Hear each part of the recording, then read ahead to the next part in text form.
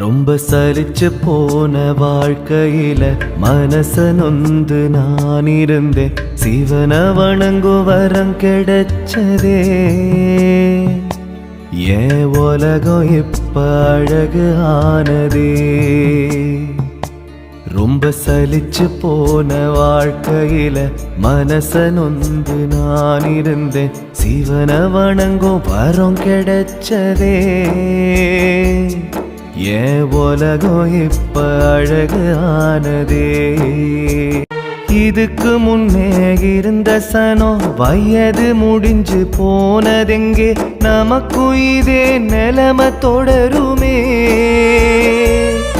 இந்த தெளிவிருந்தா ஞானம் பிறக்குமே. மனுஷ பொறப்பு நிரந்தரமா, மரண கணக்கு தவறிடுமா, புரிஞ்சுக்கிட்ட